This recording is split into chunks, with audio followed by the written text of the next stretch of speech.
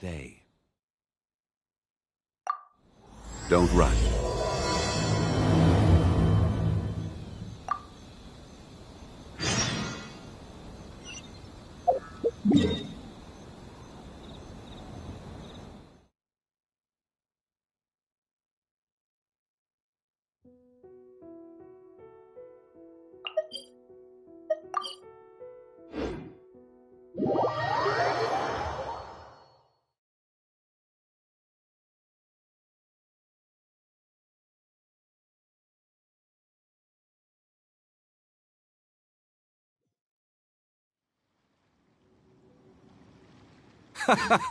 Well, would you look who's here? Looks like it's going to be a day to remember. Guys, look who the sea washed up! Ahoy there, traveler!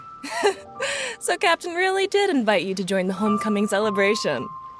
Hey, I heard that you took care of another crisis while you were in Inazuma. Are the rumors true? That's what I heard, too. Thanks to you, Inazuma's Vision Hunt decree was finally put to an end. Well done, traveler. Captain's got quite the eye for people. She said she was sure that stir up some waves, and sure enough. Look at you, being so modest. We all know what you did to protect Liyue Harbor.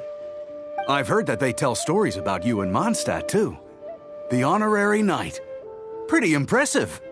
I'd say someone of your caliber would be right at home in the cracks. Right, sailors? That's right.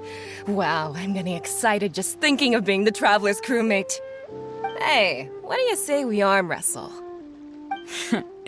I was worried you'd be too busy to show up.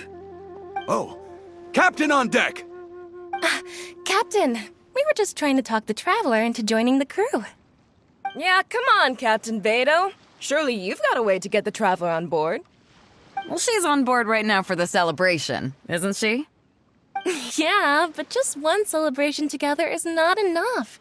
You know what we mean, Captain. All right, I get it now. There is something special about you, Traveler. You earned everyone's respect, myself included. So it goes without saying that the Crux would be honored to have a crew member such as yourself. No doubt about that. But then again, a hero like yourself doesn't just set off on a journey without some bigger purpose in mind. So should a hero really drop what they're doing just to spend day after day drifting at sea with us? Well, if that were the case, then the Crux, known for always moving forward to the next horizon, would instead be holding someone back. Right. I guess we didn't think that part through.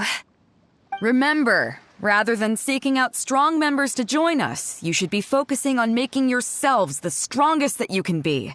If we are powerful, they will come to us. Isn't that why everyone here chose to come aboard in the first place? Yes, a strong sailor is always looking for a sturdy ship. I guess I almost forgot the first lesson you ever taught me. Thanks for the reminder, Captain. Just be sure you all keep that in mind. Now, there's no more need to hound the Traveler, as you were.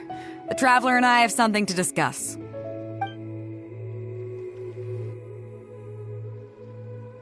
I'm glad you came. Welcome back aboard.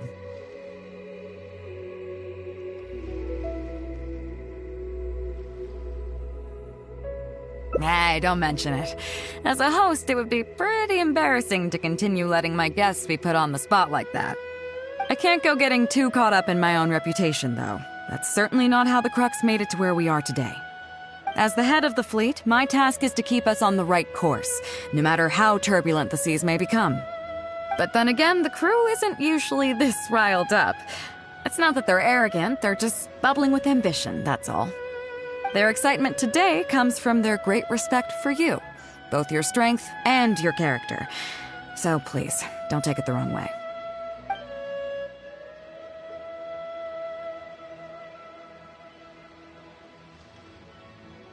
All good then. Great. Actually, speaking of Inazuma, I think your good luck must have rubbed off on me on the way over. I made an interesting find on the beach shortly after we parted ways. Let's talk about it over there, where it's a little quieter.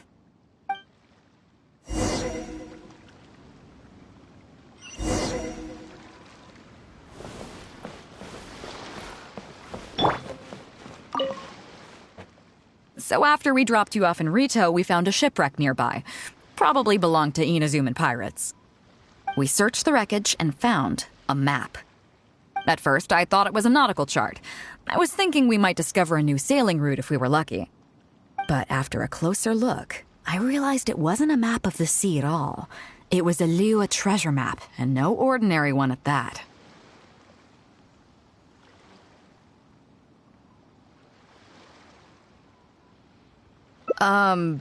Nothing like that. I just mean that the map was a mess. So it was the most I could do to figure out that the treasure was probably in Liyue. As for its exact location, I have no idea. I'd say I've explored Liyue pretty extensively, but still, this one managed to beat me. So, I thought of you. Nobody can beat you when it comes to treasure hunting on land, right?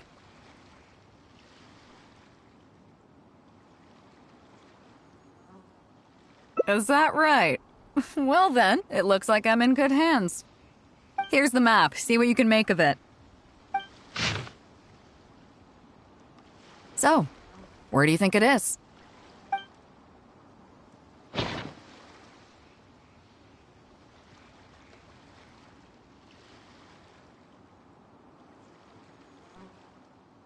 Qingce Village. I don't see the resemblance at all. How'd you come to that conclusion?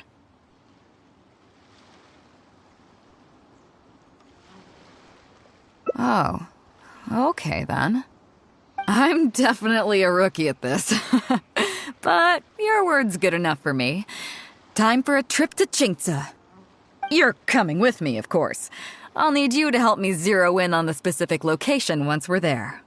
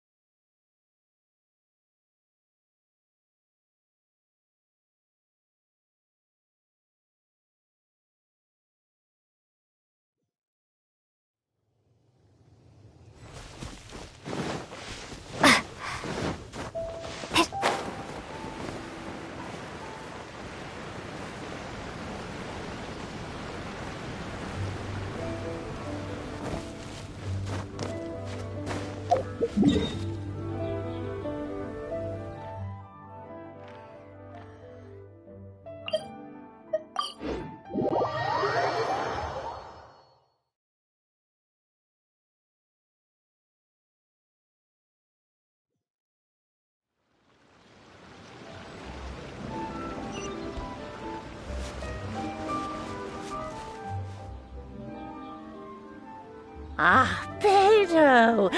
Wow, and the traveler! My goodness, what's the occasion? Just here to visit us old folks once again? It hasn't been all that long since we last had a visit from the Crux. But I'm glad you picked today. You're just the people I need. These two young rascals... They've been arguing with each other non-stop about some petty nonsense or other. I'm too old to get through to them. They won't listen to me. Please, talk some sense into them. Rest assured, Granny Zhuoxin. Whatever the situation is, the Traveler and I will take care of it. Oh, thank goodness. It's Captain Beidou. You couldn't have come at a better time. You're the voice of reason I need in this situation. Captain, please. Help me get justice. Whoa, hey. What exactly is going on here? Spit it out. Tell me everything. It makes me mad just talking about it. G here, I don't know if he's got a screw loose or what his problem is. But anyway, he took it upon himself to raise, well, practically a whole army of finches, okay? And now guess what? They fly onto my land and completely destroy at least half of my crops. I asked him to pay compensation, but he refused. Now how is that fair? Captain, I'm innocent. They're not even my finches. I just thought they looked kinda cute, you know, so I fed them a couple of times. They're wild birds, though. A couple times? Are you kidding me? That's rich. Really rich. There were 2 of them when you first started. 2 finches. Now you have a whole roof full of finch nests. I swear, every time I come by your place, I think I'm at a bird market. I'm telling you, you are not gonna get away with this anymore. So, yeah, I mean, they laid a few eggs, made a few nests, but finches gonna finch, you know. These are wild birds. I mean, they'll do whatever they please. So that's how it is. I think I got the picture. What's your take?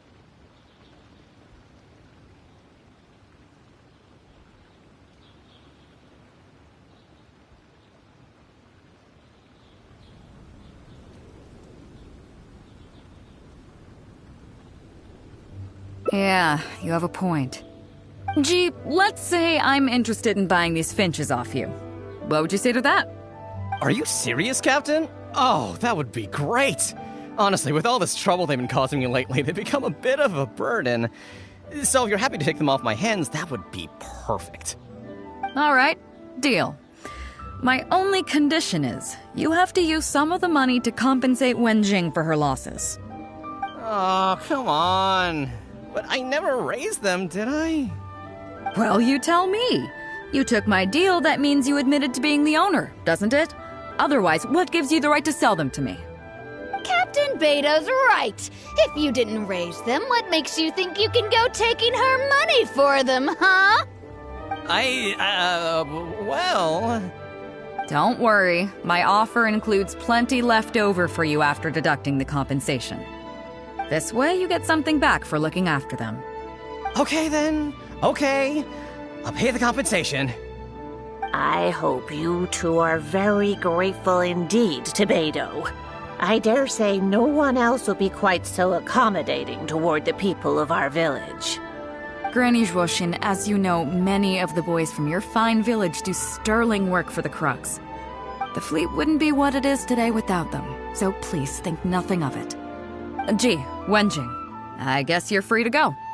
Captain Beidou, you're here. Pops Shing, it's been a long time. How've you been? Don't get me started. I've been having some real trouble with that neighbor of mine, Jen. We keep having the same argument, and it just goes nowhere. I heard you were in the village, so I rushed over to seek your help. What's the issue? Oh, come with me. You'll see. Let's go find Jen and clear this whole thing up, face to face.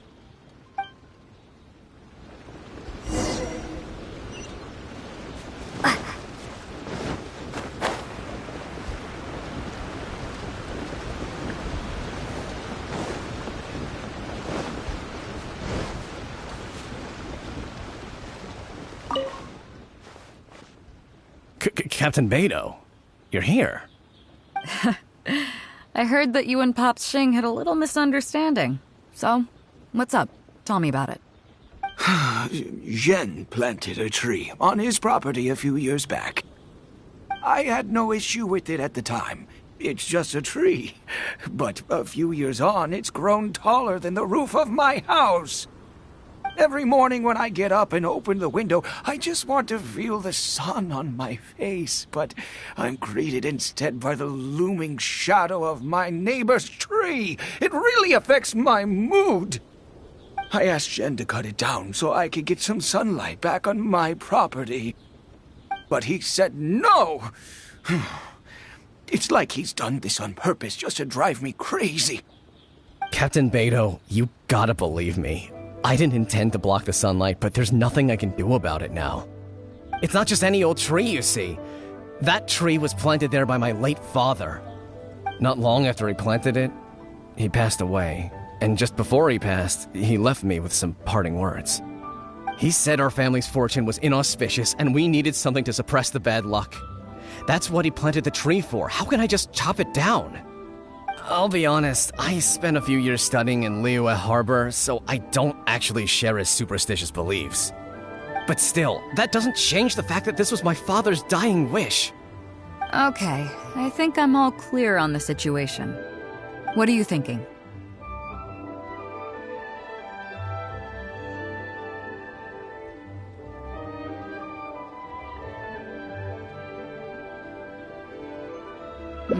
I was thinking along the same lines as you.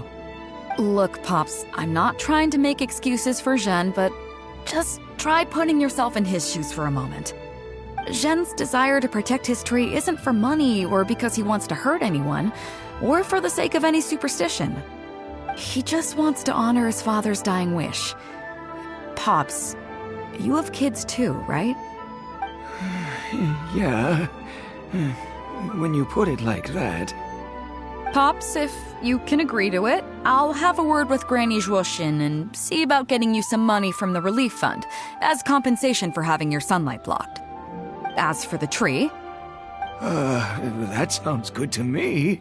Whatever you think, Captain Beidou. The tree can stay. Some compensation would make me feel much better about the whole thing. Thank you, Captain Beidou. And thank you for understanding Pop's Xing. I'll make sure to trim it back when I get home to let some more light through. It'll be such a relief not to have to worry about this anymore. On a separate note, I remember the Crux last visited the village not very long ago. Is there some special reason why you're back in person so soon? Nothing all that special, just personal reasons. I'm looking for some treasure. Huh? Treasure? Wait a second.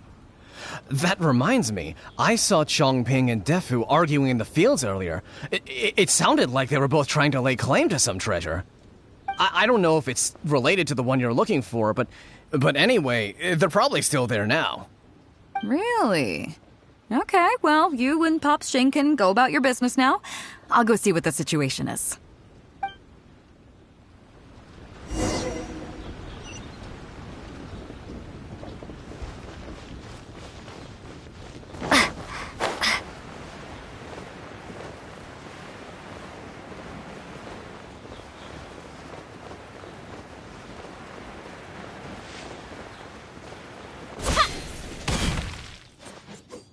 Huh? Beidou! You're just in time. Defu's being completely unreasonable. What happened? I'm not being unreasonable, Captain. I got Chongping to help me plow my land because it's the busy season. And then, what do you know? He plows up a treasure chest. Way I see it, it's my land, so the treasure belongs to me, right? I think it's a pretty clear-cut case. You say that, Defu. But what you're forgetting is that I came to help you plow your fields out of the goodness of my heart, and you haven't paid me a single mora. It was also my plowing that turned up this chest. However you cut it, surely I'm entitled to at least some of the treasure. The domestic drama just keeps coming today. What are your thoughts?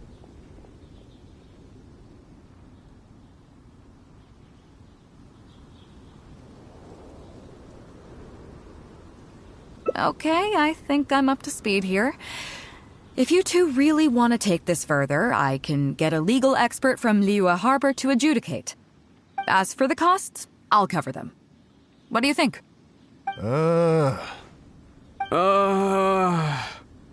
Neither of you seems thrilled about this course of action. Okay, so plan B. I'll be straight with you. The reason I came here today was to look for some treasure.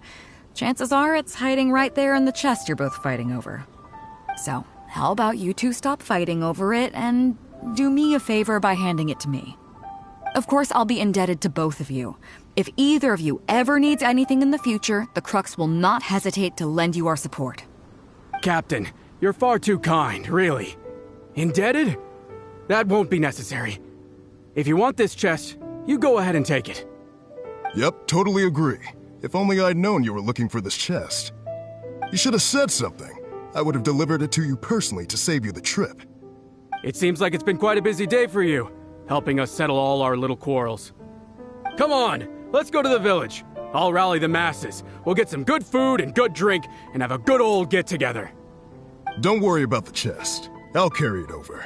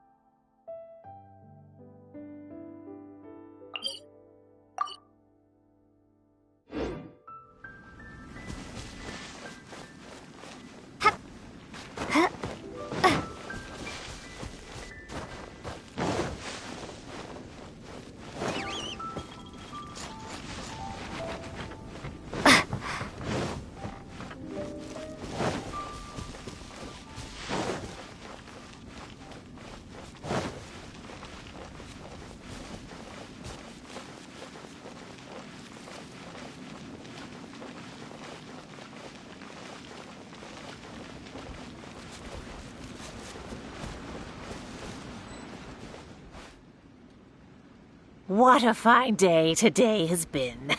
Beidou has solved an awful lot of problems in our village.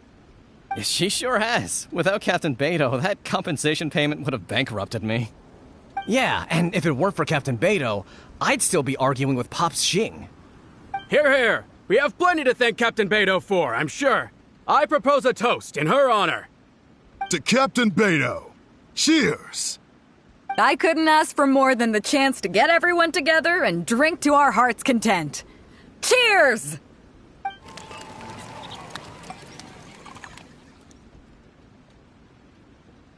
That really hit the spot.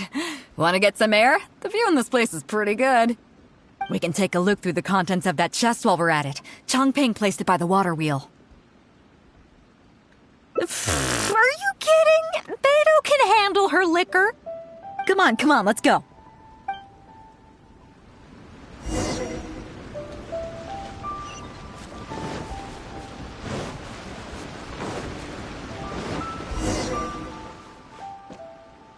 So, I've been thinking.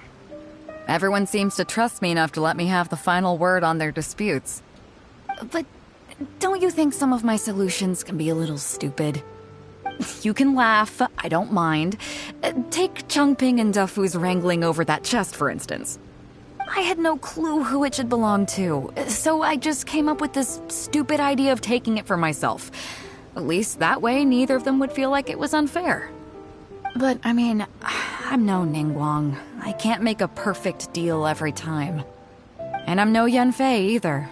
Not all my judgment calls are going to be 100% fair and square. I am Beidou, and my strength is in trading favors. You think I should be more selective? Some people think their favors are so valuable that they need to plan out how and when to use them to maximize the return on their investment. They view the favor as a bargaining chip. Others see doing favors as a burden, not worth anything in monetary terms and prone to getting you locked in a cycle of constantly returning the favor back and forth. But the way I see it, favors are what keep people connected to one another. Over thousands of years, the people of Liyue have created bonds between each other by doing someone a favor here and asking for a favor there. This means that no individual is truly on their own out there.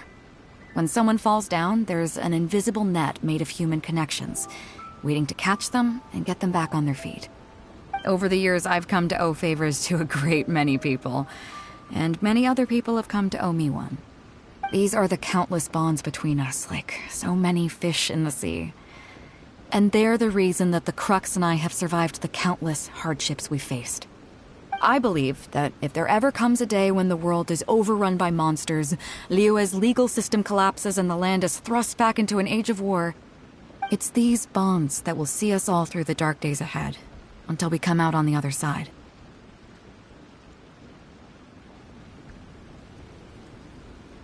I'm not saying that. But either way, we have a pretty firm bond between us already, don't you think? Was this wind brewed in a winery? It's making me lightheaded. I feel like I'm forgetting something. Something we were literally just talking about. Oh, yeah, the chest! Oh, I got so immersed in our conversation that I forgot all about the main event. Come on, let's open it up and see what's inside.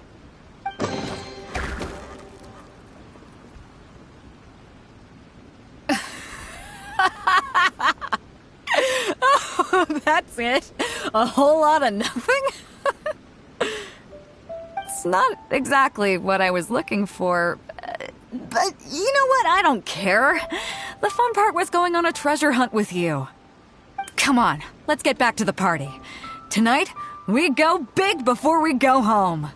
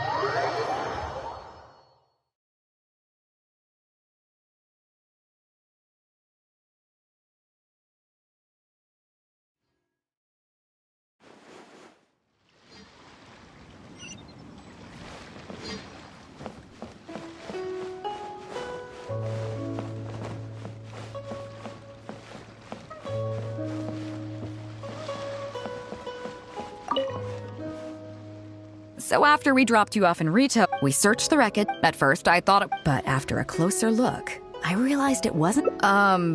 nothing. As for... I'd say, so I thought of you. Nobody can beat you when it comes to treasure hunting on land, right?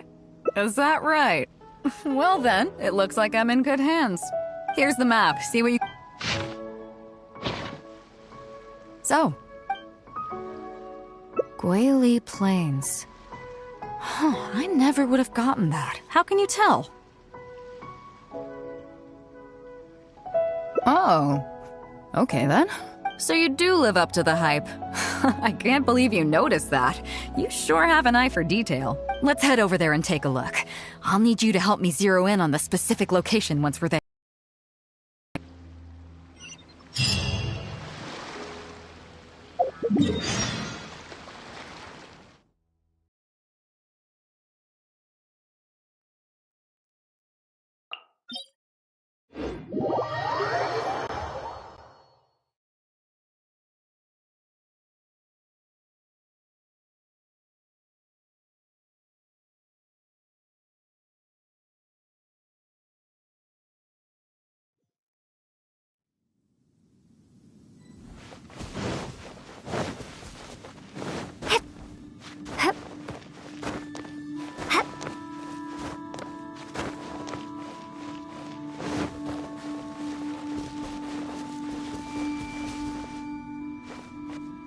It should be around here, right? Who are they? Oh, it's a bunch of treasure hoarders. I guess the treasure's for real then. There are quite a few of them. If things go south and fists start flying, stay behind me. I'm more than a match for these amateurs.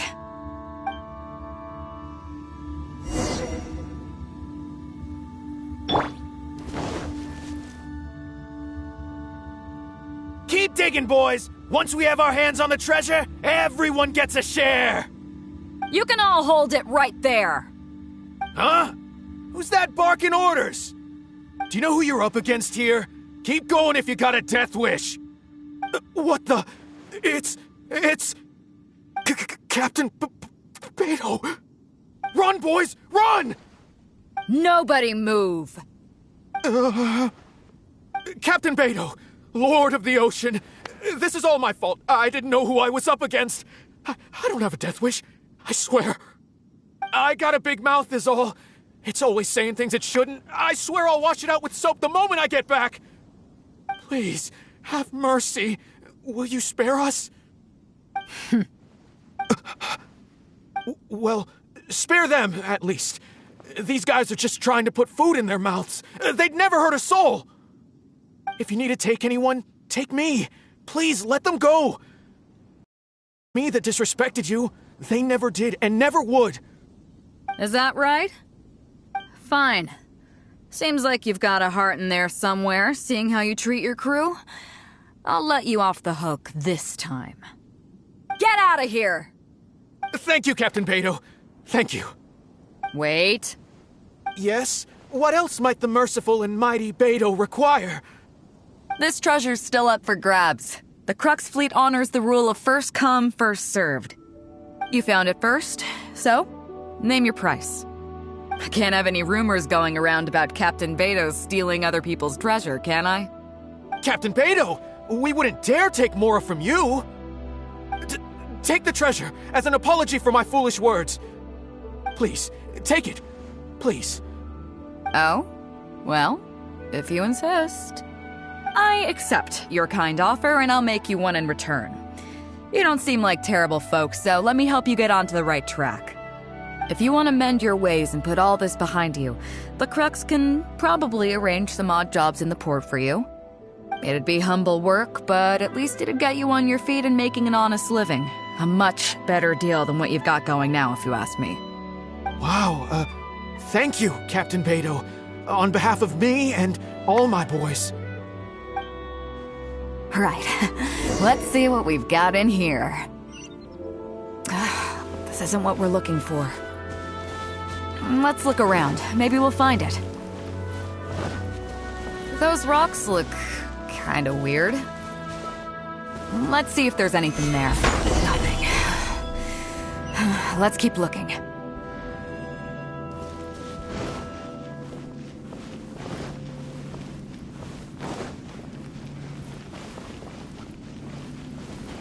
What are those hilly trolls digging for? Wait, actually, I've heard they sometimes dig for buried treasure. Let's go take a closer look.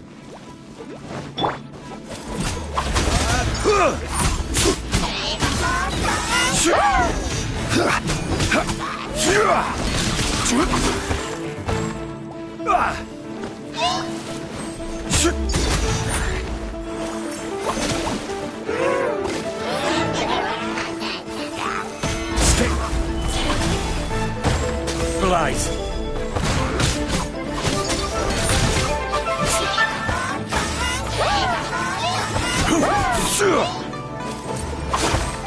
Gather. Yeah, I'll protect us. Huh? Crumble apart!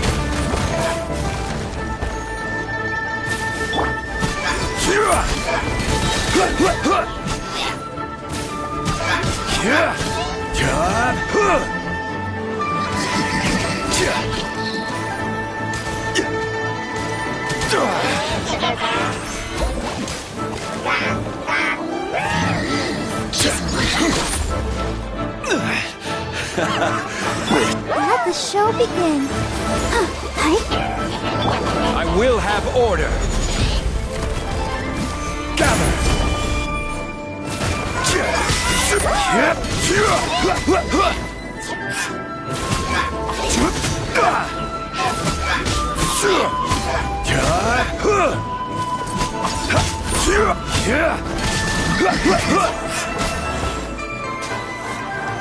Stabilize.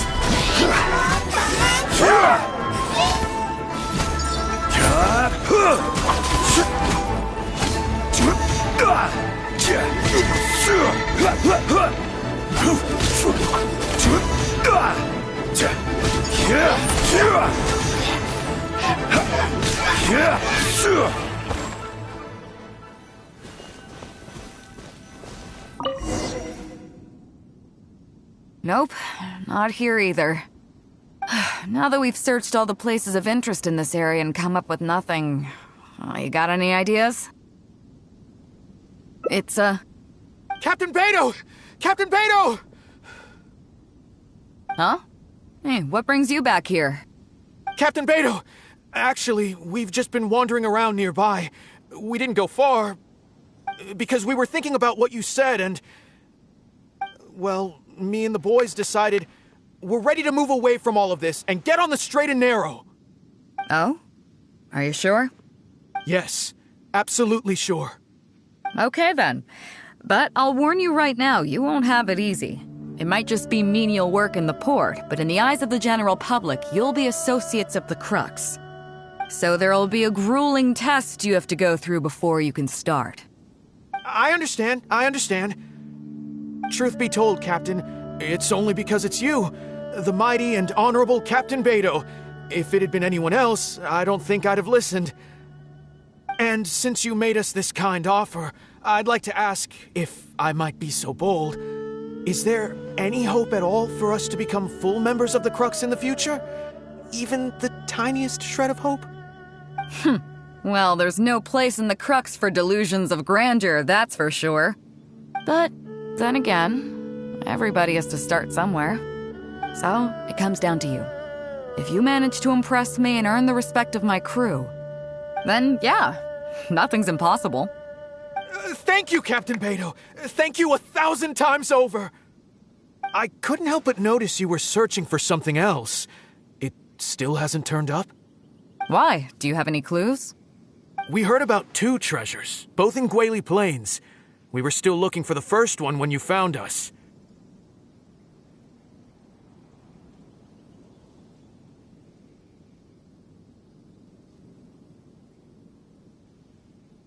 So maybe the other one might be what you're looking for.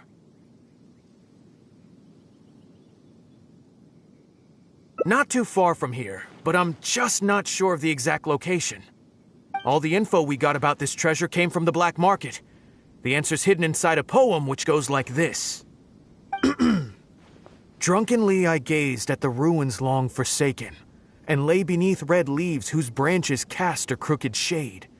The dusk sun shone upon the sea as I awakened, but Guyon stood twixt weary eyes and the sight of home they crave. As for the ruins long forsaken part, I do know of some ruins near here, but beyond that line, I don't... I'm just not smart enough.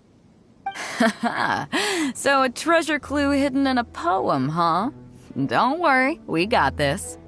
See my friend here? If they taught treasure hunting as an art form, you'd probably be calling her Grandmaster. This kind of thing's a piece of cake for her. Am I right?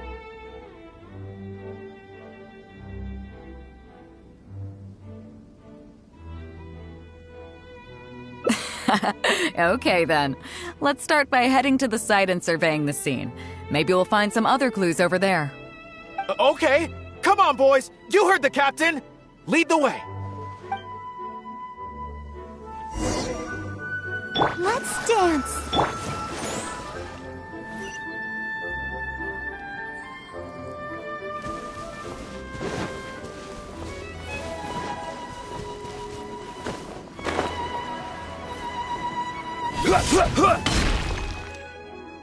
These are the long forsaken ruins from the poem. Apparently they were once full of treasure. But judging by the state of them now, it's probably long gone. It seems that we need to dig deeper into this poem. Drunkenly I gazed at the ruins long forsaken, and lay beneath red leaves whose branches cast a crooked shade. The dusk sun shone upon the sea as I awakened, but Guyon stood twixt weary eyes and the sight of home they crave. Do you have any ideas? Somewhere you can see the ruins from. So somewhere not too far from here? Yeah, and maybe the shadow cast by the tree is supposed to hint at something. Oh, I got it! This guy fell asleep and woke up just before sunset! Dusk and the shadow of a red-leaved tree. I think we can work with that. Let's take a look around. I think we're getting close.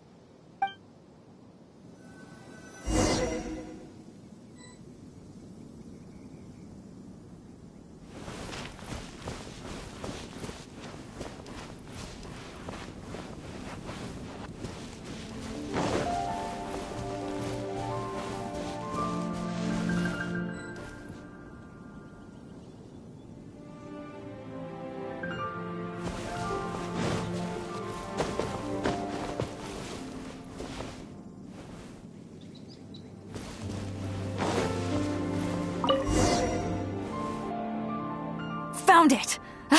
At long last, the treasure is finally in our hands. A check from the Northland Bank. You really came through. We found the spot in no time. Without your help, I don't think I ever would have gotten my hands on it. Not much, but enough for an average person to survive on for a while. But there's more to this particular check than that. When I found the treasure map, it was tightly sealed inside a small bottle along with a letter. I'll let you read it for yourself.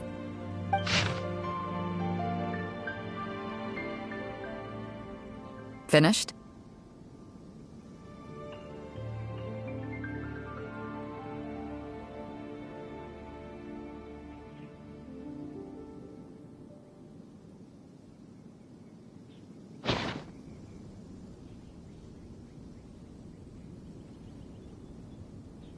Yeah, I can't fault him for what he did, but the way things turned out, all I can say is life is unpredictable.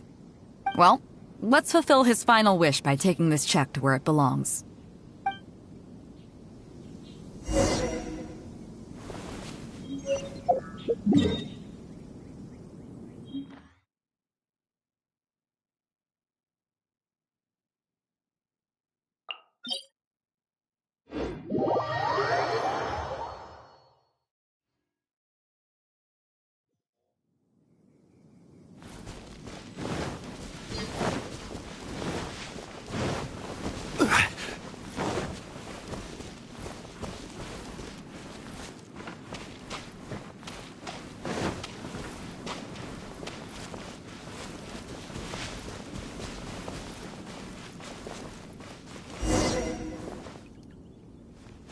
Well, this is it.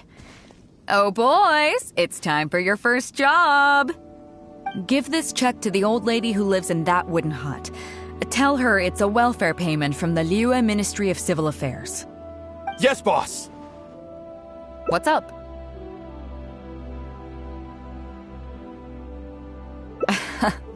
I see. But you only find sakura blooms in certain places, right? It must have been quite a bit of work collecting all these, surely. Let's just pick one, huh? One's enough to show that you care. You've already helped me out so much today. Okay, off you go then. Take her the sakura bloom along with the check. And if she asks, tell her, your child in a faraway land sends his best wishes.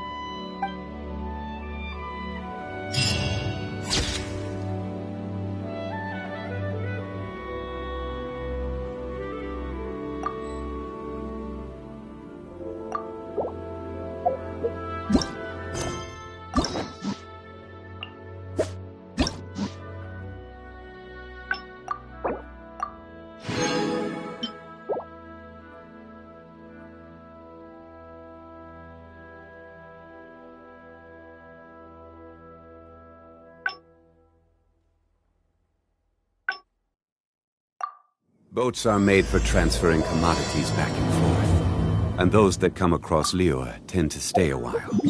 So it is where many things...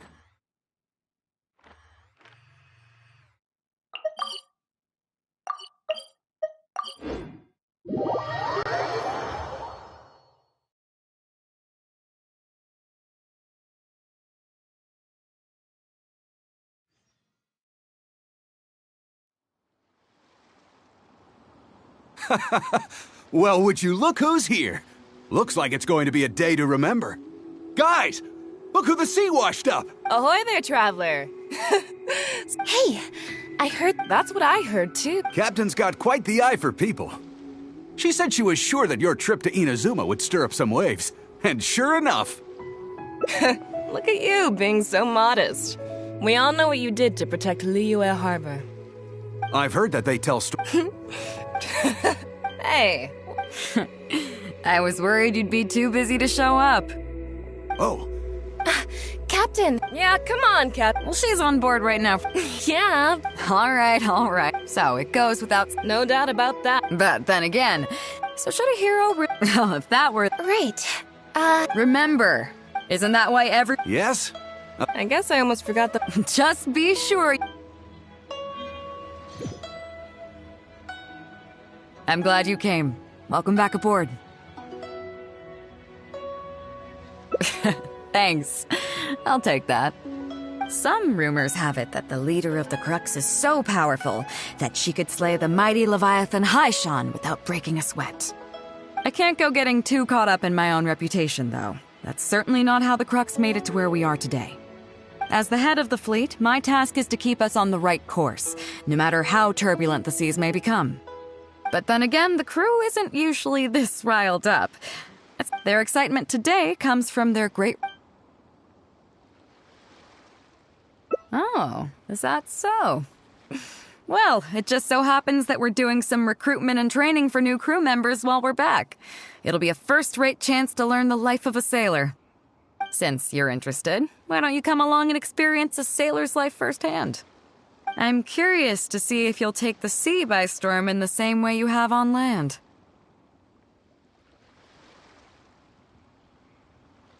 Good. Come with me. I've got something interesting for you to see. The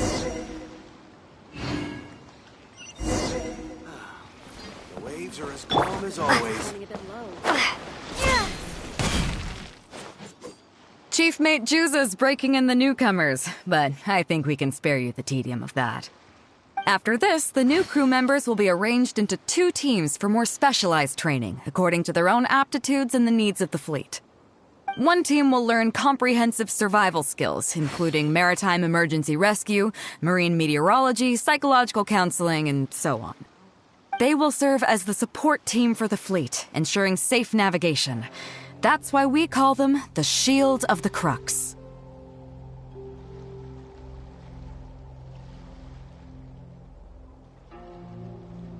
That's right. You catch on quick. As one might expect, we call the other team the Spear of the Crux, because they'll be learning about naval warfare. They'll make up the armed portion of our crew. Also, they're responsible for handling the fleet's cargo deals. So, what do you think? Which team is for you?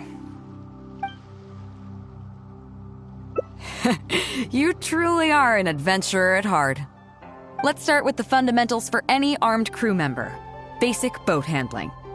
Follow me.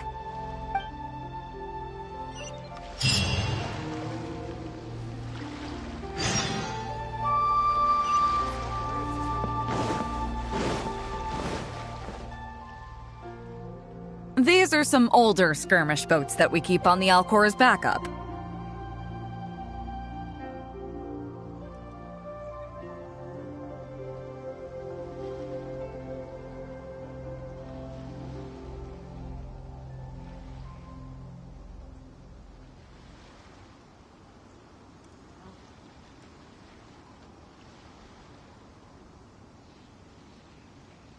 Although they've been made redundant by newer models now, they're still fully kitted out. They're perfect for when we need to do simulated battles as part of crew training.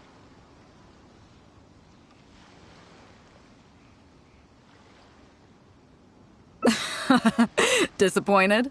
So this isn't quite on the scale that you had in mind, huh? To be honest, the Alcor going into battle is the last thing I'd ever want to see. In fact, out of all the confrontations we've ever had, almost all were resolved by negotiation. Only when negotiations fail do we consider deploying our armed fighters and skirmish boats, and they alone are enough to handle most situations. The only reason the Alcor would ever need to open fire would be if it were a fight to the death. The Alcor serves only 2 purposes: to deter or to destroy. We are an armed fleet with a strong sense of justice, not war-hungry lunatics. We're very careful about determining when to use force and exactly what level of force to use. All of this to say that mastering a small attack craft is quite enough for new crew members. Do you have any experience piloting small armed vessels?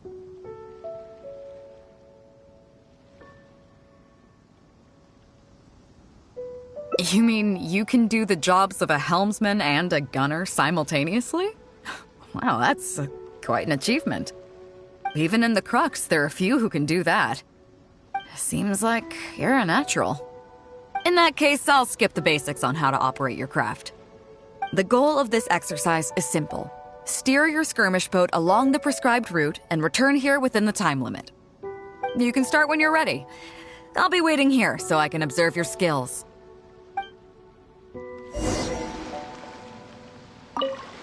Start whenever you're ready.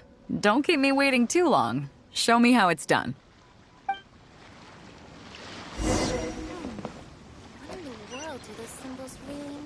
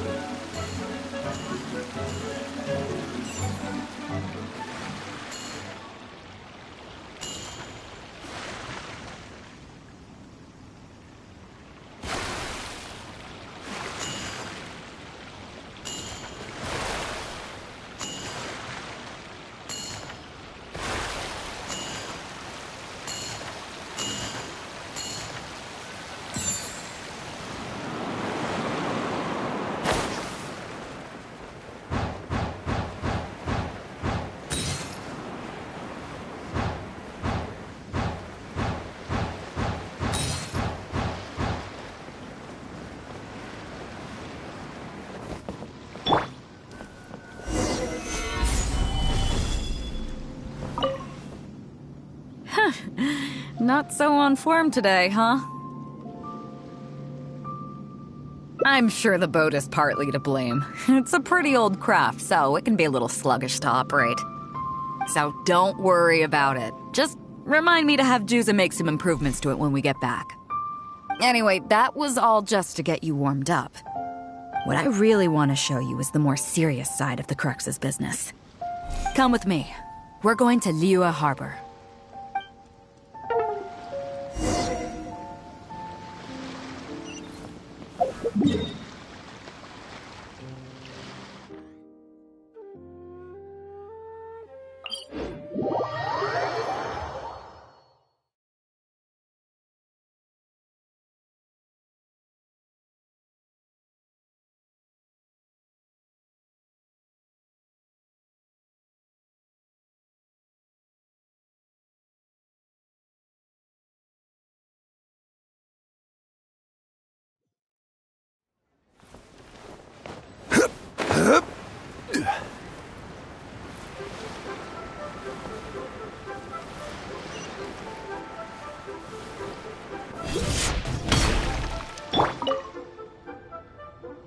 You may be aware that as an armed fleet, the Crux is kinda like the maritime equivalent of a guard for hire. We work as an armed carrier, earning our keep by successfully delivering the goods entrusted to us from A to B. Aside from that, though, there is also one other important way we make income.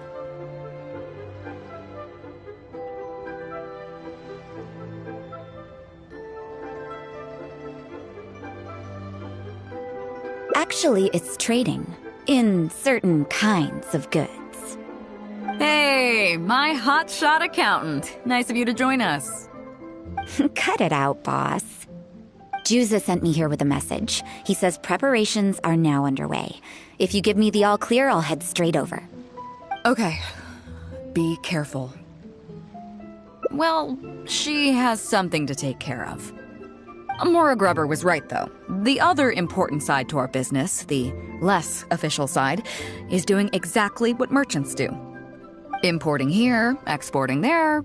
The only difference between us and regular merchants is that our transactions aren't entirely above board. You'll see what I mean by that shortly. I'm taking you to see one such transaction for yourself. Come on, let's go meet our trading partner for the day.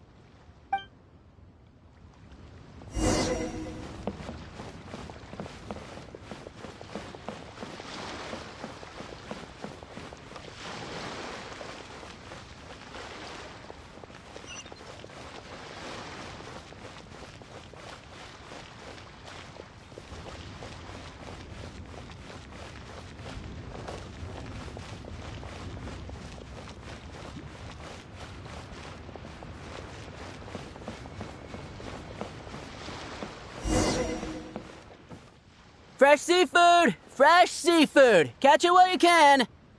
What do you have? Hello there! Here at Nay's Professional Fishmongers, we've got everything you could ask for. So what do you need? I want a bass head with all the teeth removed. If there's a single tooth in there, I don't want it. Huh? You know bass have pharyngeal teeth, right? In the throat? How do you expect me to get all those out? Then I'll have a bass trunk with 2 swim bladders. Again, if it's short by 1 swim bladder, it's not the bass I want. You're not making this easy for me. 1 bass means 1 swim bladder. Afraid that's not up to me. Okay, then I'll take a bass tail with scales that are yellow on the outside, black on the inside. Also, it's gotta have a total of 81 scales, that's 7 times 7, no more, no less. What kind of fish scales are yellow outside and black inside? You sure this is a fish you're talking about? In any case, you can try all you want, but 7 times 7 is never gonna get you 81. Pardon my asking, but you're not a fish expert, are you? I'm sorry, ma'am, but I'm afraid I don't have any of the things you're looking for. Look, I'm a professional. So are most of the people I serve. I can accommodate anything they ask for. Seems you two are amateurs. So I'm sorry, but you'll have to go someplace else. Anywhere you'd recommend? Like I said, Nay's Professional Fishmongers is for professionals. For amateurs, the place to go to would be Wise Amateur Fishmongers. I bet you're wondering why that guy was saying he didn't have what we wanted. That was just the first step in the transaction to confirm our identity. The real deal will come later.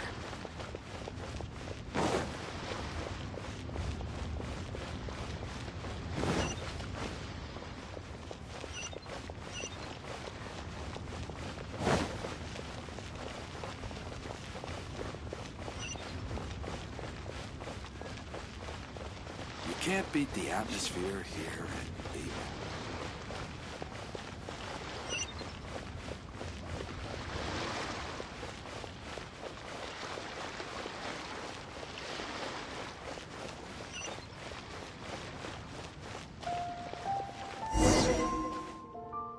Fresh seafood!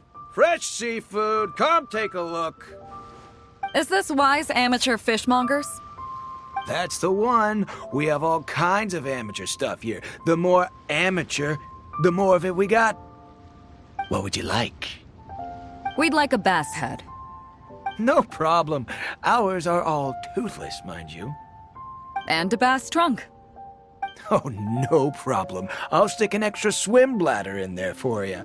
On the house. And a tail.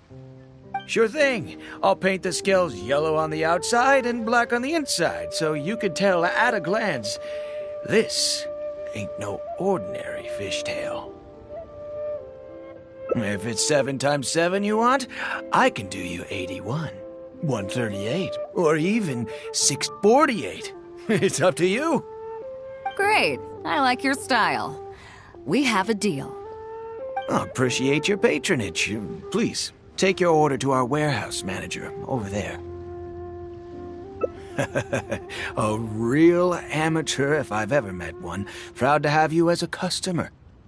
No, we don't have the fish here. All fish sold at Wise Amateur Fishmongers are still swimming in the sea. Once we get the order in from the customer, we go fish it out for them. The warehouse handles that side of things. Pay first, then we bring you the goods. That way you get the freshest catch.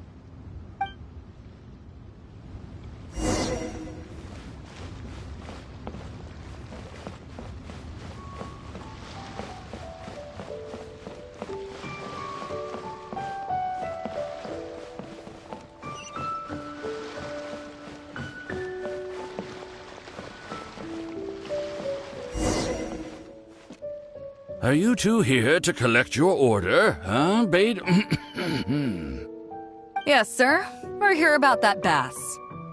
I didn't expect you to come in person, but we still need to follow procedure. The bass you want is not a standard specimen. Our fishermen need to wait for the right moment to catch it. You know the rules, I take it? Of course. Oh, well, as you know, timing and location are everything when it comes to fishing. You have to wait till all the conditions are just right. That means the tide, the moon, and the wind. So, let me ask you this. When will the tide come in? The fishing song will sound out at midnight. How drunk will the moon be before the party's over? It won't stop while the Star of Death shines. I see, yes. Which way will the sea breeze be blowing? The breeze should be bound for Guyan. All right, then. Well received. I'll go and make arrangements. Great. I think that wraps up everything we needed to do in Liyue Harbor. Let's head back and wait for the delivery. The 3 people we just met are our business partners. Nay's professional fishmongers and Y's amateur fishmongers are just cover names. The bass, obviously, is the code name for the goods. The numbers of teeth, swim bladders, and scales all represent different specifications. Meanwhile, the conversation I had with the warehouse keeper was the instructions for the deal itself. Let me translate it for you. Tonight at midnight, the deal will take place in Guyan Stone Forest. The Alcor will wait there as long as needed. As for what the actual goods are, well, you'll see tonight. What if I were to say yes?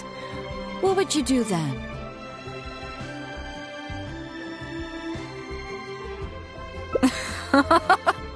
Thank you. But don't worry, everything will be fine. I deeply value you as a friend, but ultimately, you're not with the Crux. I definitely don't want to cause you any trouble just because you hung out with me. So rest assured, we haven't broken any laws. At least not today.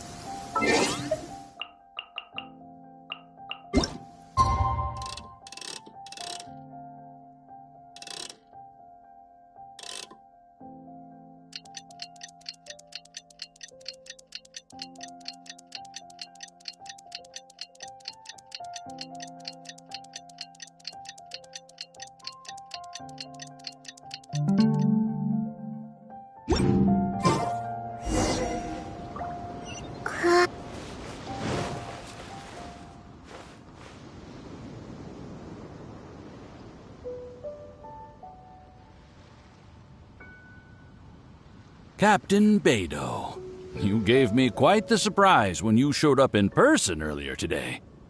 Well, my friend is visiting, so I wanted to show her how the Crux handles some of its important business. I see. You two must be close. You got that right. Now, down to business. Have you brought the goods? Yep, all here. Please, feel free to take stock. Stop! Nobody move! We have received certain information pertaining to a potential illegal business transaction at this location. Apologies, Captain Beidou, but I'm going to need to inspect those goods. Oh? An illegal business transaction, you say? Well, all the goods are here. If you have any suspicions, please inspect them at your leisure. Captain, everything's been checked. It's just a bunch of potatoes, flour, and so on. And all the paperwork checks out too. Huh? Everything's been checked thrice over. There's not a single contraband item here. The paperwork was approved by the Ministry of Civil Affairs and the tax declarations are all in order. Looks like you've managed to clear everything up. I suppose we can put this down as a simple misunderstanding. Yes, apologies. This was a mistake on our end. Come on, let's go. Bravo, Captain Beidou. This was rather ingenious. Seems like your friend still has a little catching up to do. I know you have a lot of questions.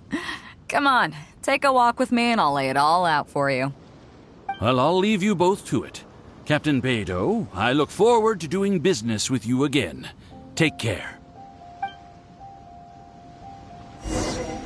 You probably thought that there was some sort of nefarious business going on behind all the secrecy today. The truth is, that was exactly what I wanted the Ministry of Civil Affairs to believe. What you might not know is that I, as the leader of the Crux Fleet, and you, the great hero of Liyue Harbor, have both been on the Ministry of Civil Affairs watch list for a long time. In other words, whenever you or I crop up in Liyue Harbor, it almost always draws their attention. Not that there's any animosity behind it, mind you. In their words, it's a security precaution to prevent people like us from causing unnecessary trouble.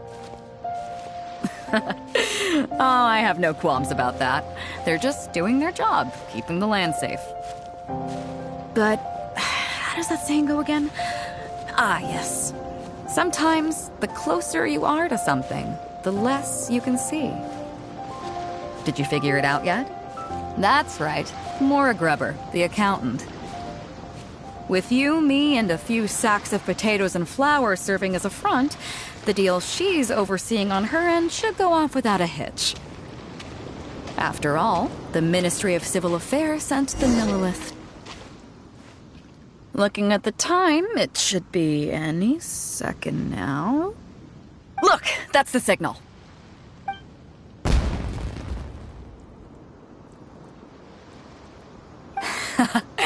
Tonight's real deal is officially done. Do you have any more questions? You're right. Never underestimate her. But as long as we don't take things too far, she won't look into it too closely. She knows that neither you nor I would do anything to harm Liyue. In any case, there's another higher-level watch list at the Ministry of Civil Affairs above the one we're on. It's top secret. Even I don't know whose names are on it. But I do know that the individuals and organizations on that list are the ones the Qixing are really wary of. I've gotten off topic. On some level, Ningguang and I are actually business partners too. Reason being, I'm the only one who can get her some of the more obscure treasures she wants. It's complicated. All you need to know is that what might be easily attainable for some people can often be a lifesaver for others who can't get their hands on it. That's where we come in. It's as simple as that.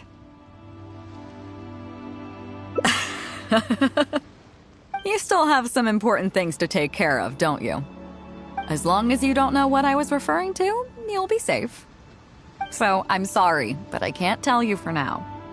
Of course, if the day comes when you've traveled to every corner of the world, found your sibling, and neatly tied up all your loose ends along the way, you're welcome to come back here and I'll tell you all about it. You'll always be welcome in the Crux Fleet. I hope I get to see you on board again someday.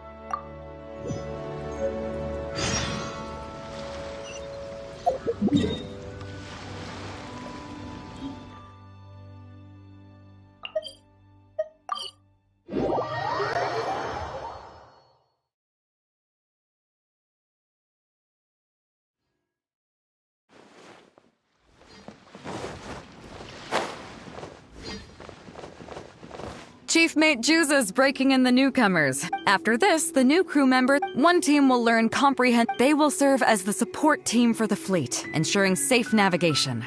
That's why we call them the Shield of the Crux.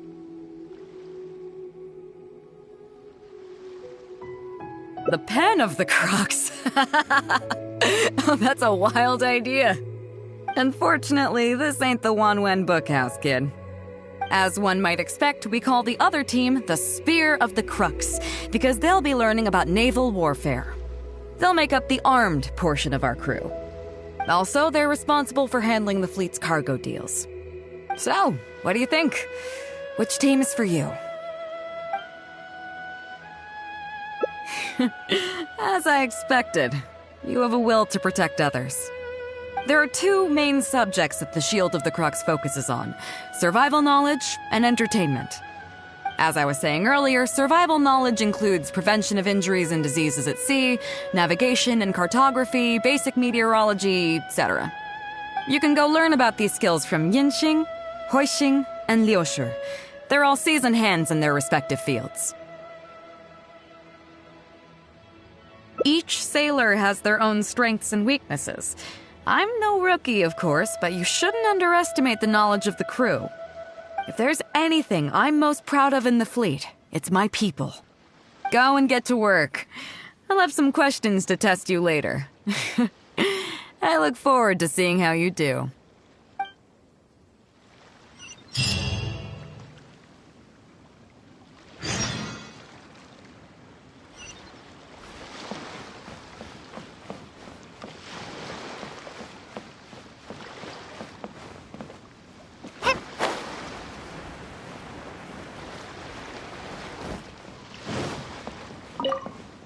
Hello, traveler. I'm Yinxing, the Crux's surgeon at sea. Whenever a sailor has a health problem, they come to me. I deal with it all, from seasickness and common colds to amputations and everything in between. Oh, I presume the captain arranged this, correct? All right then, let's begin. First of all, let me ask you this. What do you think is the biggest danger that all new crew members face?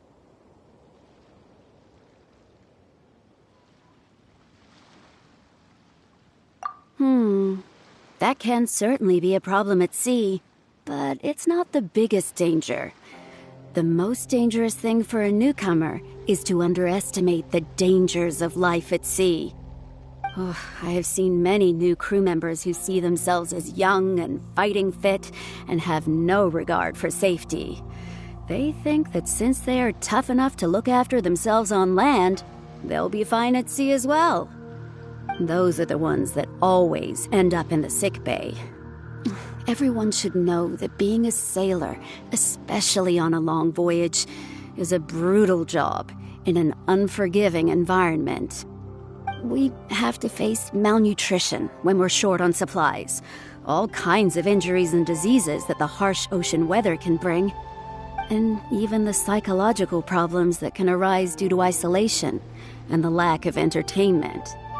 To make things worse, the lack of medication and treatment options at sea can result in even minor health problems becoming serious, or even fatal. Oh, you probably thought I was joking, right? Well, that's not surprising. Most newcomers think the same way. But hopefully you now realize that with a little extra precaution, a lot of these things can be avoided. Well, I think that's enough for you to think over for now. Is there anything else you would like to know?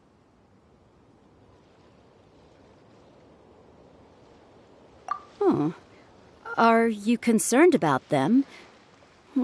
No wonder Captain Beidou thinks you're different. There must be more to you than just your strength. If you can convince Mora Grubber to show you the books, you'll see there is a regular fixed cost, titled Convalescence Payments and Incapacity Support for Injured Crew Members. Regardless of the fleet's income, those who have fought alongside us will certainly receive their compensation every year. Some of those that have returned to land have started small businesses, while others have chosen to go out traveling the world. The money is intended to allow them to live their lives as freely as possible.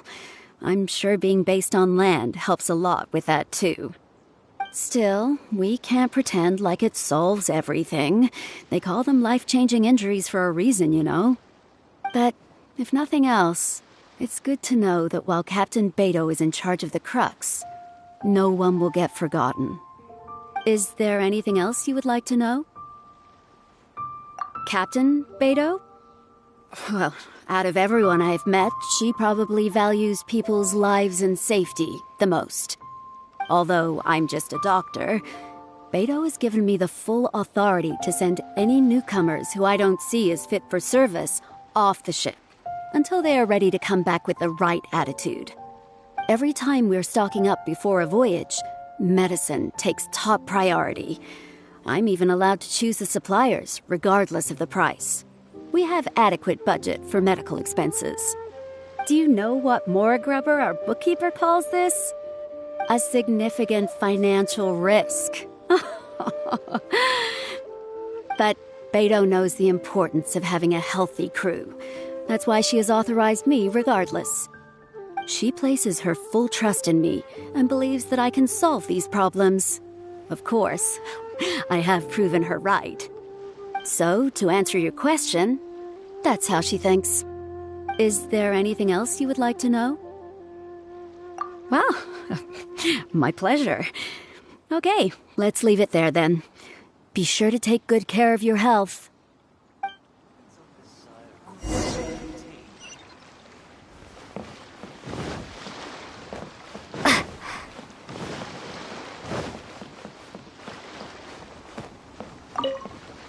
Sorry about earlier, Traveler.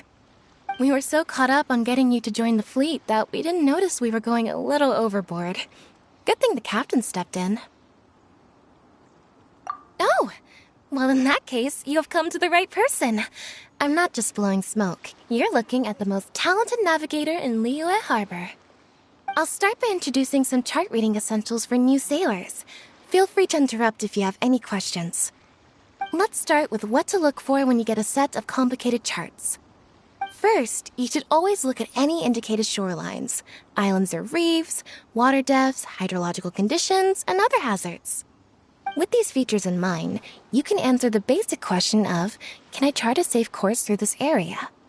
Visually, nautical charts are a little unique. Unlike land maps, most charts do not have a fixed scale, which means that it can be hard to precisely determine the exact distance between 2 points. The most advanced nautical charts come with a supplementary chart, which has different colored lines marked on it to indicate distances. It's worth mentioning that under my direction, the Crux is using these advanced kinds of charts. Some cartographers mark out other points of interest on their charts, usually with their own special symbols. If they don't leave any accompanying notes, they can be very difficult to interpret. Not only those, we have tattered and torn charts that we've picked up from all over the place. To be honest, it can be quite a challenge, even for me. Some of these charts are really old and have symbols that I've never seen before. But if we don't decipher them, we will certainly miss many secrets of the sea. Fortunately, we have the captain with us. She managed to find some ancient books on semiotics that I can use to study the charts further. I don't think anyone other than our captain could manage to get these kinds of resources. Old charts and ancient books on semiotics are not the kinds of things that are sold in your average marketplace. Oops, I've gotten off topic. Well, that just about covers the basics of chart reading. Is there anything else you would like to know, Traveler? Drafting charts? That's certainly a more advanced topic. To be honest, I've only attained a smattering of knowledge in that area. The charts we are using now are just revised versions of the ones left by the previous navigator. So my mapping experiences have been primarily limited to updating our charts to reflect changes in the sea. I think you can ask Captain Beidou more about cartography. One time, the fleet sailed into an uncharted area by mistake. It wasn't long before we turned the fleet around and returned the way we came out for fear of potential hazards. But Captain Beidou still managed to draft a simple chart of the area we sailed through for if and when we explore the area again. Incredible, isn't it? I was amazed to see that the captain could even do cartography. Because I have the talent, and she doesn't want to let it go to waste. She treats the whole crew that way. I initially had the same question myself. After all, in many fleets, the captain also works as a navigator. I couldn't understand her reasoning at the time, so I asked her. She just laughed and told me to wise up, saying that even Rex Lapis never fights alone. She wants everyone on board to master their role, so that the crux is not floating on her alone. That way, if the day ever comes when she's no longer with the fleet, we will still be able to sail onward without her. Captain Beidou may seem aloof and even act careless sometimes, but the truth is that she's very considerate of everyone on board. Is there anything else you would like to know, Traveler? My pleasure. A friend of Captain Beidou is a friend of mine.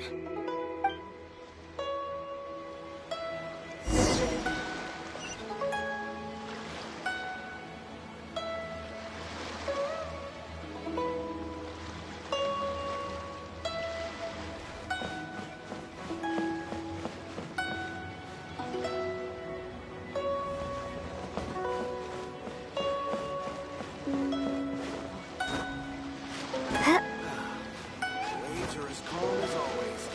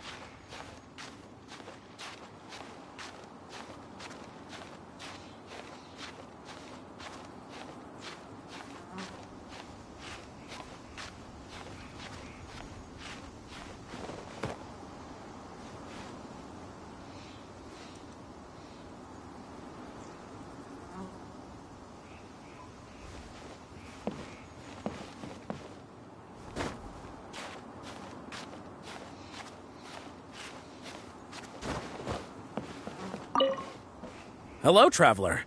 Are you here to learn about marine meteorology? In my line of work, I've got to have a pair of sharp eyes. I saw the captain showing you around the training grounds, and then you went to see Yingxing and Huixing. So I figured that she probably wants you to get to know the life of a crew member.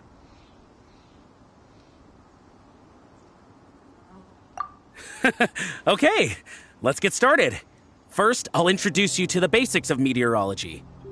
Marine meteorology basically means keeping tabs on the weather as well as other ocean phenomena, so things like sea fog, storm surges, water spouts, and so on. These are all potential threats to safe navigation.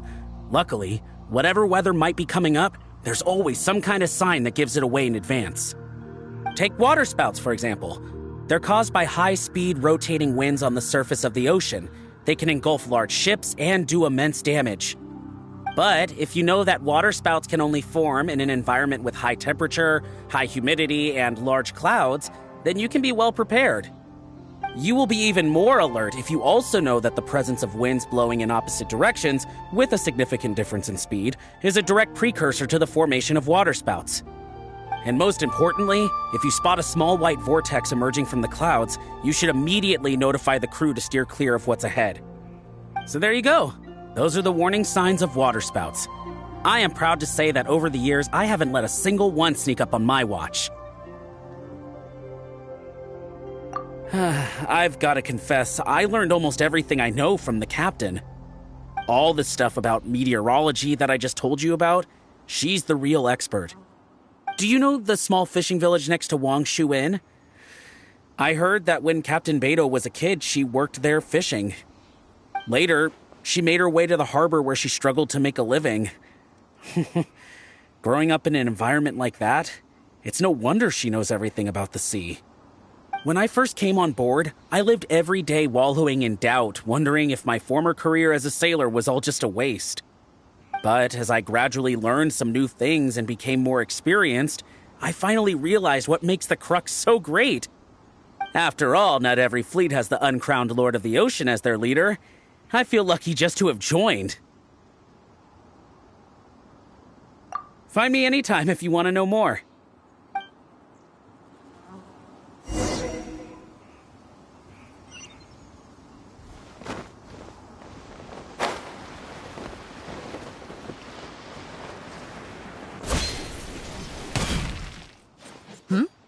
So you've already finished talking to the crew, huh? I thought it'd take you a while longer. So, what did you think?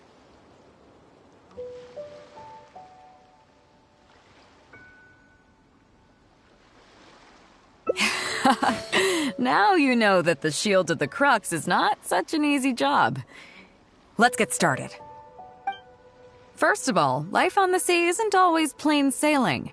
Injuries and illnesses happen all the time. But what is the single biggest danger facing crew members?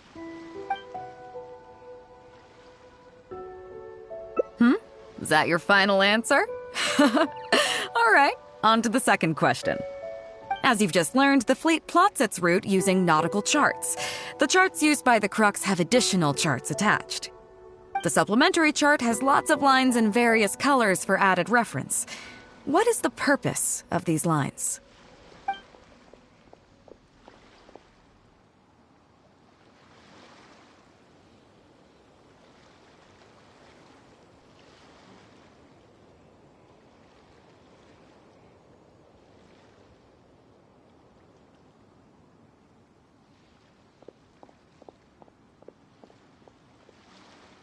Okay, interesting. Now, last question. On longer voyages, we have to be especially careful to avoid certain weather hazards that pose a threat to the integrity of the ship and the lives of the crew. For example, waterspouts.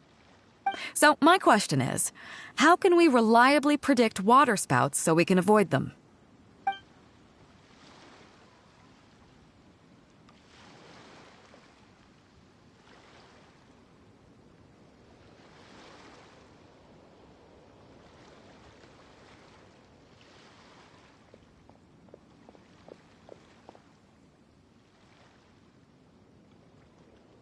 Okay, those are all my questions.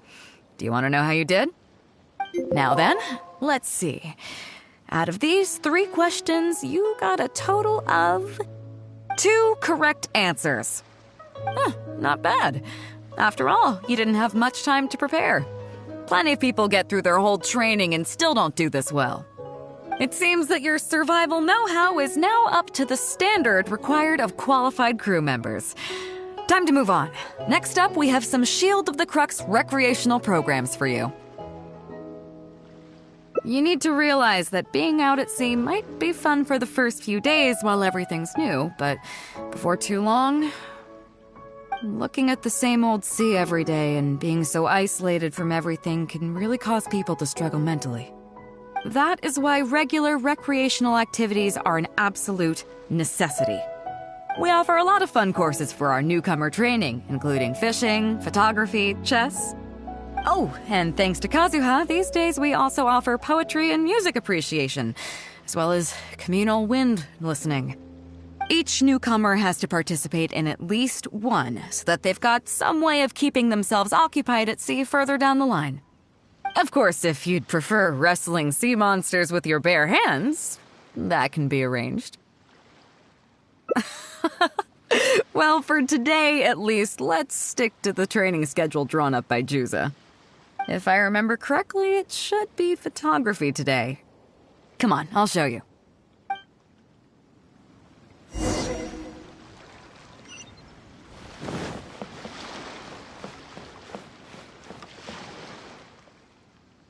Listen up, everyone can go back and call it a day. The photography session has been postponed. What's going on here, Juza? Oh, Captain, there you are. Well, Captain, the photography teacher just sent word saying that she's fallen ill and doesn't want to risk coming in case she keels over in class. I see. That's quite unfortunate. Oh? Quite the multi-talented one, aren't you? In that case, why don't you help us out and lead the class today? Yeah, unfortunately, the original teacher canceled at short notice, so there's no time to schedule anything else instead. It would be great if the Traveler could step in as the teacher for the day. It's up to you, Traveler. Great, it's settled then. Juza, let's muster everyone over here to meet the new teacher. Yes, Captain.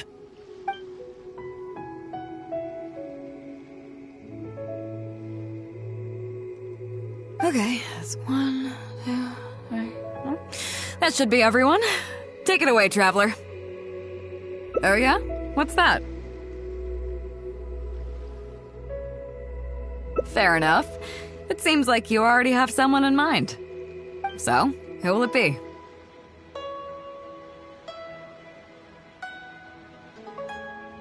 Me? Well, we could do that, or... Guyonstone Forest looks extraordinary today. It'd be a pity to not capture the scenery for posterity. So how about we snap Guyonstone Forest for today's class? Then there'd be no need for a model. Come on, Captain. We talked about this. The photography class is supposed to be portrait photography. Have you forgotten?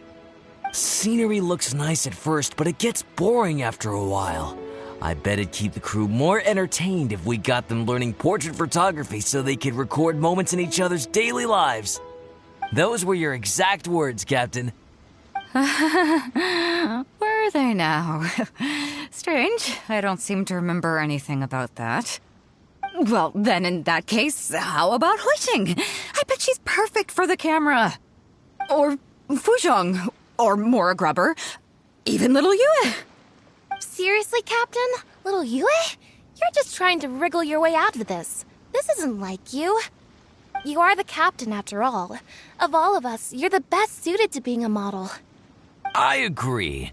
You were the one who invited the Traveler to be the teacher, so you should cooperate, Captain. Besides, Captain, you've never had your photo taken. It's high time you got one. You know, a heroic and striking kind of picture. We can even use it to promote the fleet during recruitment. Real funny, guys.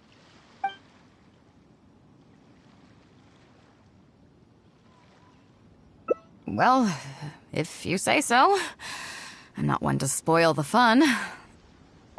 So, what do I do now, Traveler?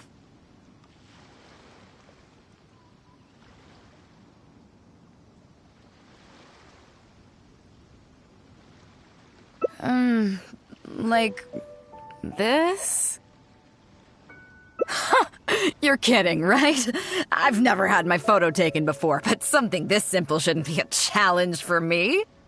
It must be the lighting or something. You've got it wrong.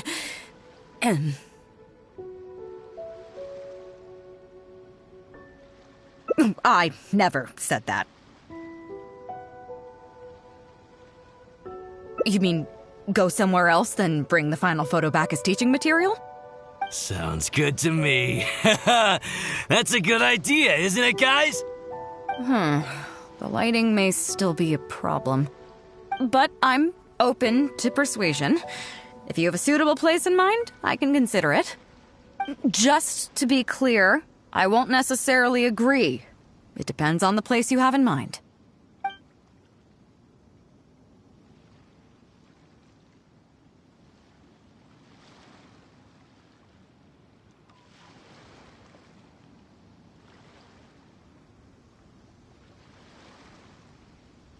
A view overlooking Liyue Harbor, huh? Sounds nice, but... on second thought, I don't have any love for a lifeless gadget like the camera. I'd prefer to be having fun together with my crew. I guess I'm used to that rowdy bunch. So I think we can just forget the whole modeling thing for now. Sorry about that. I guess I'll owe you a favor.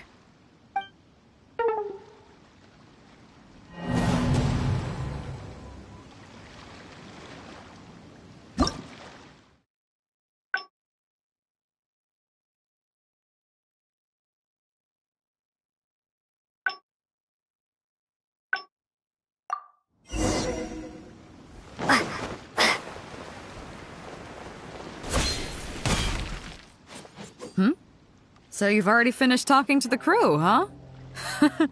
I thought it'd take you a while longer. Now you know that the Shield of the Crux is not such an easy job. Let's get started. First of all, life on the sea isn't always plain sailing. Injuries and illnesses happen all the time. But what is the single biggest danger facing... Is that your... As you've just learned, the fleet plots it. The supplementary chart has lots of lines in various colors for added reference.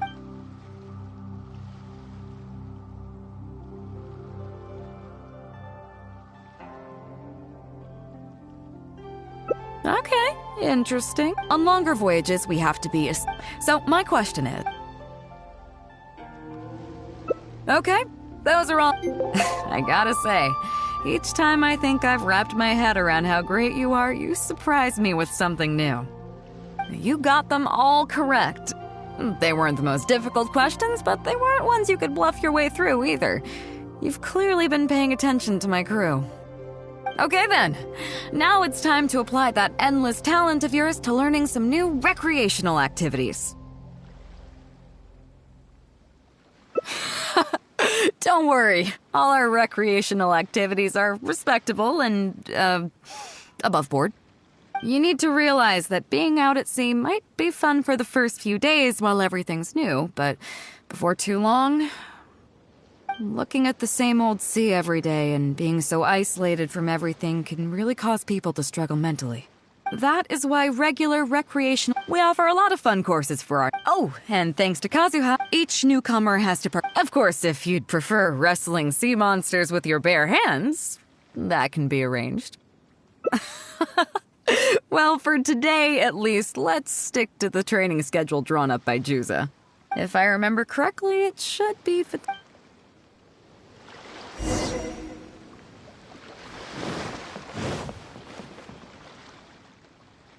Listen up, everyone can go back and call it... What's going on here? Oh, Captain, there you are. Well, I see.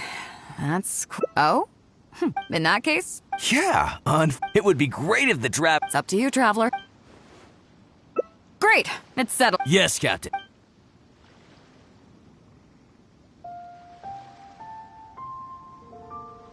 Okay, that's one... Oh yeah? What's that? Fair enough. It's... So, who will it be? Me? Guyunstone Forest looks extraordinary today. It'd be a pity to... So how about we snap Guyun... Come on, Captain. Scenery looks nice and... Those were your exact words, Well, then in that case... Or... Fuzhong. Seriously, Captain? Look, you are the captain after... I agree. Besides, Captain, you've never had... We can even use it to...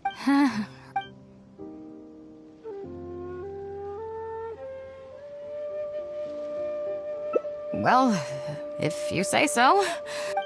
So, what do I do now, Traveler? Like this? You're kidding, right? I've never had my photo taken before, but something this simple shouldn't be a challenge. It must be the lighting or something. You've got it wrong.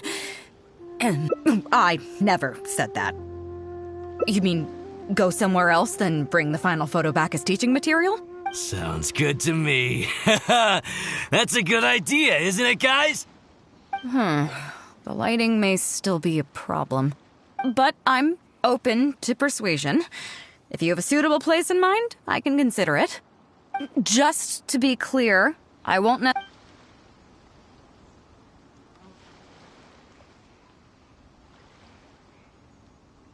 The fishing village near Wangshu Inn? That place is deserted now, isn't it? How do you even know that place anyway? It's tiny. I don't think I've ever seen it on a single map. I'm surprised that you'd remember such a trivial detail. He's right, though. I did live there for a while. And now that you've mentioned it, it's given me the urge to go back and take a look around. Well then, let's go. We can take this opportunity to pay my old home a visit.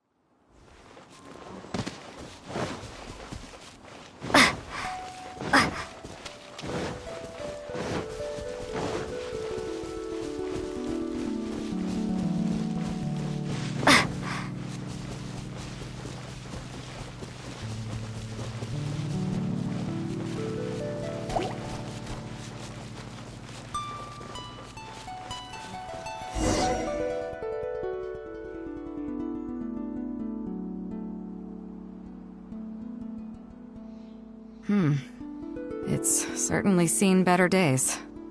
It was never that impressive, but at least back in the day, it was a lively village and home to several families. I wonder how long these last few old houses will remain standing. Nothing as dramatic as you might think. A few small incidents occurred, and then people began to leave.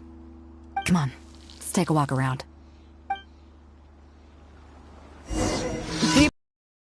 It's downriver, because the villagers apparently moved here from a place called upriver.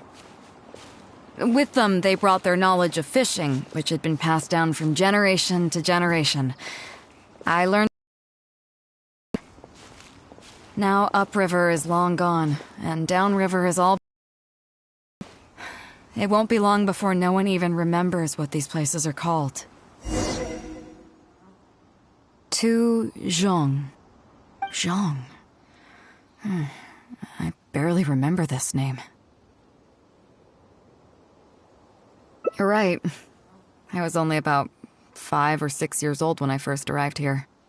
I was homeless and had to wander around the streets. I remember finally managing to find half a rice bun, but then a stray dog jumped out and snatched it away from me.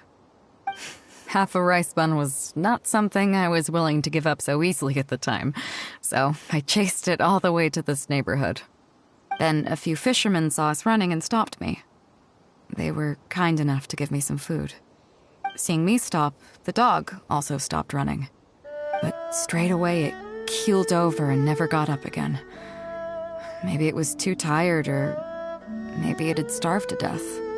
I went over and saw that the dog still had the half rice bun in its mouth. It didn't let go even at the very end.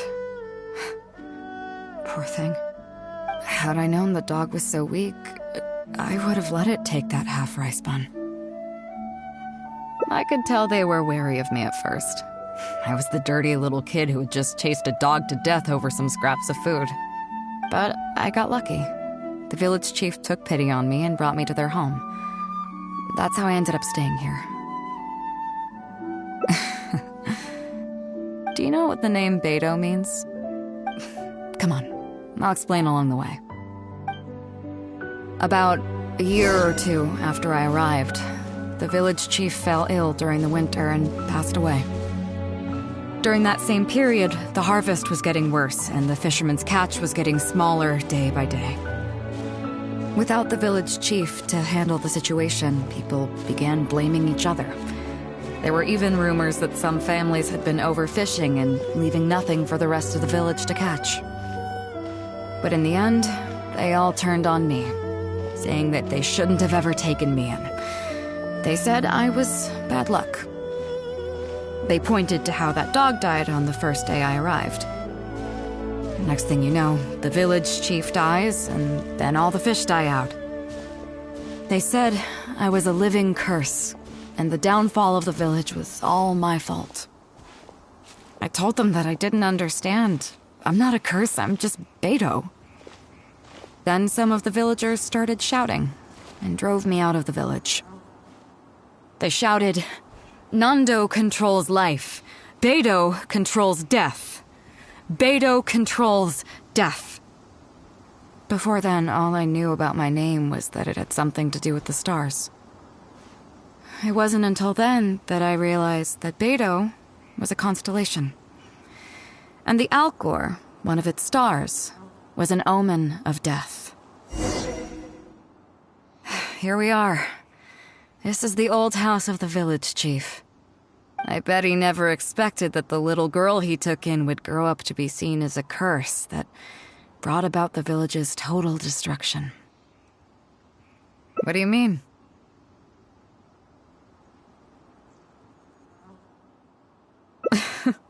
Is that all? And let me guess, you got to Inazuma and the Electro Archon's Gnosis was taken as well? Well, you seem to wreak havoc on a grander scale than I ever could. Oh, I get it. You're trying to convince me that I'm not cursed. I appreciate it, and I'll take it.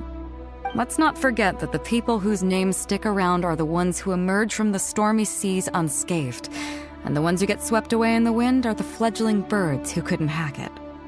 I, for one, have never encountered a storm I couldn't weather.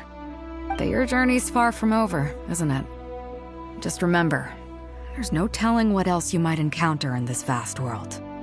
So if you ever find some idiot trying to brand you as a scapegoat just because you're the one who lived to tell the tale, tell them Captain Beidou demands to have the honor along with you. Remember, you'll always have the captain of the Crux to back you up wherever you go.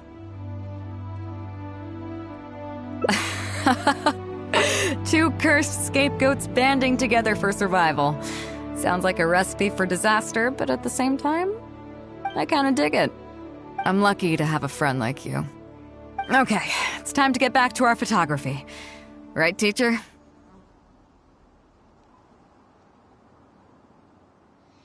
Come on, let's not waste any time. Get it done while you can before I change my mind. So, do I need to strike a pose?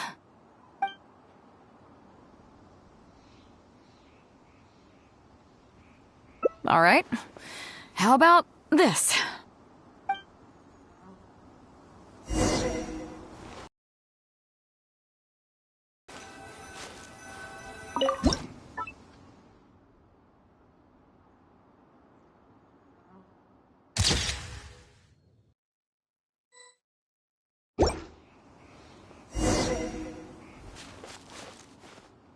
So, is it done yet? Please don't tell me that it looks weird. Show me.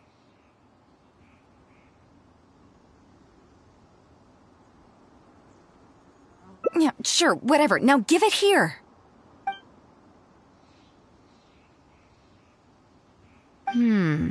Yes. I see. All right. On behalf of the Crux, thank you very much for your photography class today. You've been an excellent teacher, and I couldn't be more satisfied.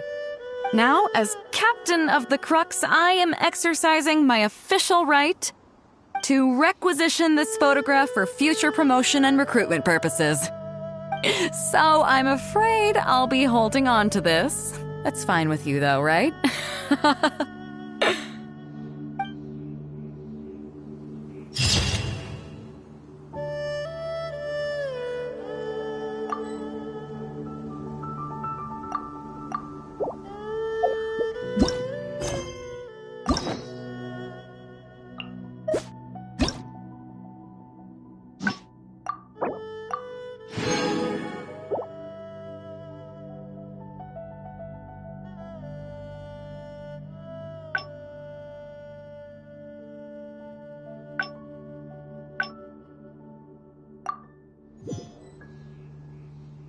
Here we are. This is the old house of the village chief. I bet he never expected that the little girl he took in would grow up to be seen as a curse that brought about the village's total destruction. What do you mean? Is that all? And let me guess, you got to Inazuma and the Electro Archon's Gnosis was taken as well? Well, you seem to wreak havoc on a grander scale than I ever could. Oh, I get it. You're trying to convince me that I'm not cursed. I appreciate it, and I'll take it. Let's not forget that the people whose names stick around are the ones who emerge from the stormy seas unscathed, and the ones who get swept away in the wind are the fledgling birds who couldn't hack it. I, for one, have never encountered a storm I couldn't weather. But your journey's far from over, isn't it? Just remember, there's no telling what else you might encounter in this vast world. So if you ever find some idiot trying to brand you as a scapegoat just because you're the one who lived to tell the tale, tell them Captain Beidou demands to have the honor along with you. Remember, you'll always have the captain of the Crux to back you up wherever you go.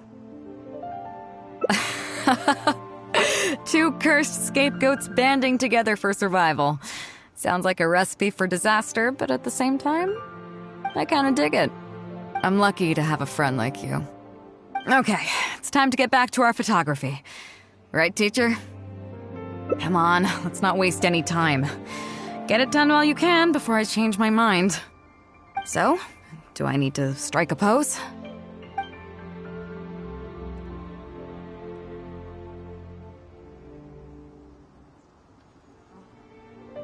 All right. How about this?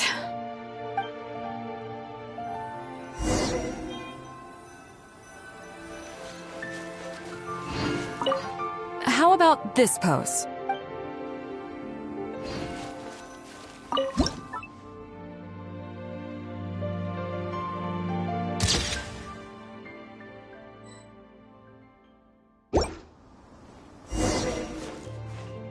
So, is it done yet? Please don't tell me that it looks weird. Show me. Yeah, sure, whatever. Now give it here.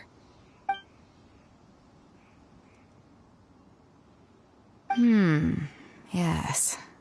I see. All right, now, as captain of the Crux, to requisition this photo. So I'm afraid I'll...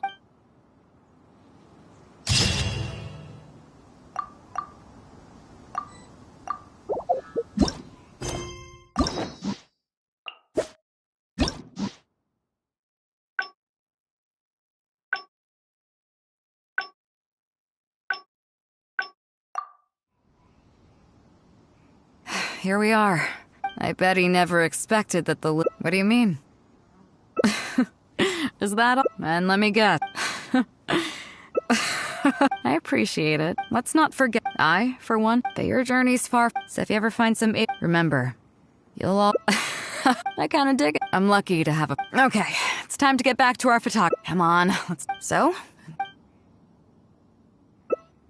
What? The nerve! What do you think this is? I don't want to do this whole modeling thing. Hey, cut it out. No more pictures.